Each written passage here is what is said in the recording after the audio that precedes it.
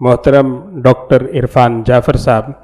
जो assistant director colleges कसूर district कसूर के हैं और माशाल्लाह यंगेस्ट जो पीएचडी होल्डर हैं हमारे इस मुल्क के, और उसके साथ साथ बहुत ही इल्मी हलकों के अंदर इनका बड़ा नाम है। और इनका जो मौजू है आज का वो है तहम्मुल, रवादारी और अदियान आलम के मुक़द्दसात का एहतराम सीरतुन्नबी सल्लल्लाहु अलैहि वसल्लम की रोशनी में। मोहतरम डॉक्टर इरफान जाफ़र। अस्सलाम वालेकुम। मेरा जो मौजू है आज की इस कॉन्फ्रेंस में वो है तहम्मुल, रवादारी और अदियान आलम के मुक़द्दसात का एहतराम सीरतुन्नबी सल्लल्लाहु अलैहि वसल्लम की रोशनी में एक तज़ियाती मुताला। दीन इस्लाम अमन, रवादारी और इंसानियत के एहतराम का अलंबरदार है, जो न सिर्फ मुसलमानों को बल्कि दीगर अदियान आलम के दीगर मज़ाहिब के पैरोकारों के मजहबी जो उनके मकामात हैं, मजहबी शख्सियात हैं और उनके मजहबी मुक़द्दसात हैं, उनके एहतराम का भी दर्स देता है। तो हुज़ूर अकरम सल्लल्लाहु अलैहि वसल्लम की सीरत तय्यबा की रोशनी में मैंने इस अपने मकाले को जो है तैयार किया। नबी करीम सल्लल्लाहु अलैहि वसल्लम की उसवा हसना से, आपकी सीरत से वो कौन से पहलू हैं जो हमें तहम्मुल, रवादारी और अमन का दर्स देते हैं दीगर अदियान आलम के साथ। तो इस हवाले से हम जब कुरान करीम की तालीमात का मुताला करें तो कुरान करीम में अल्लाह ताला इरशाद फरमाता है, ला इकराहा फिद्दीन, दीन में ज़बरदस्ती नहीं है। इसी तरह रसूल करीम सल्लल्लाहु अलैहि वसल्लम को भी अल्लाह ताला की तरफ से ये हुज़ूर अलैहिस्सलातु वस्सलाम पे ये आयत नाजिल होते लस्ता अलैहिम बिमुसैतिर। तो इस तरह से बेशुमार जो हैं कुरान करीम की आयत जो हैं वो जो तहम्मुल और रवादारी के हवाले से पर मबनी है, जो हमें अदियान आलम के मुक़द्दसात के एहतराम के हवाले से बताती हैं। नबी करीम सल्लल्लाहु अलैहि वसल्लम की सीरत तय्यबा के हवाले से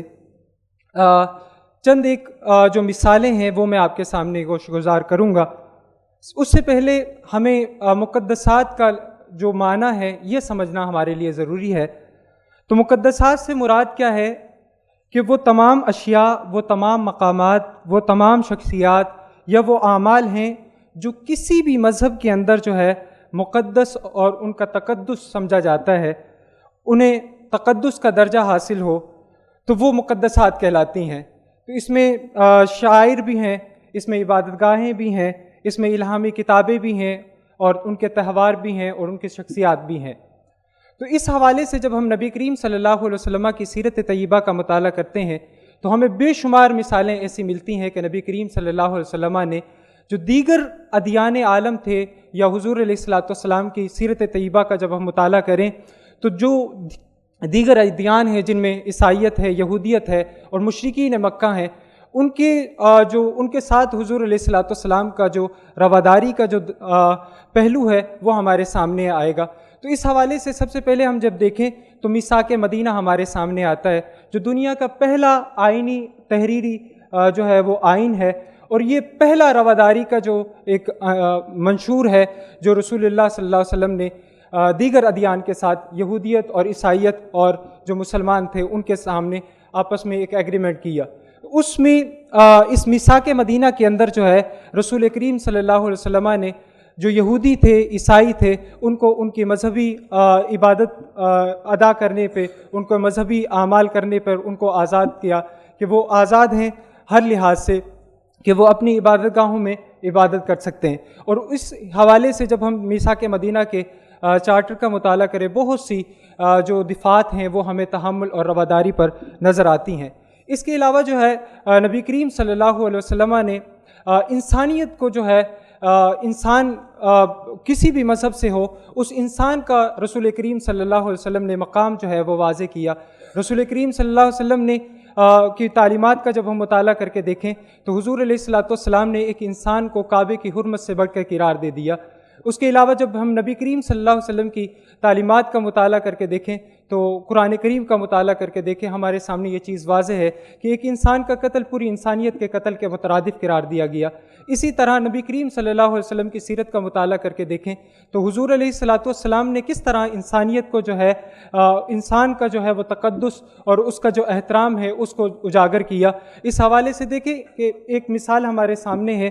کہ نبی کریم صلی اللہ علیہ وسلم بیٹھے ہوئے اپنے صحابہ کرام کے ساتھ، تو ایک یہودی کا جنازہ گزرتا ہے، تو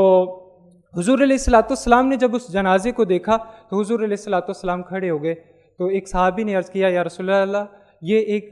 جو ہے یہودی کا جنازہ ہے۔ تو نبی کریم صلی اللہ علیہ وسلم نے فرمایا کہ جب بھی تم جنازہ دیکھو تو اس وقت کھڑے ہو جایا کرو، میں ایک انسان کے احترام میں کھڑا ہوا ہوں۔ تو یہ انسان کی جو احترام ہے رسول کریم صلی اللہ علیہ وسلم کی تعلیمات میں ہمیں ملتا ہے۔ حضور علیہ الصلوۃ والسلام کی بے شمار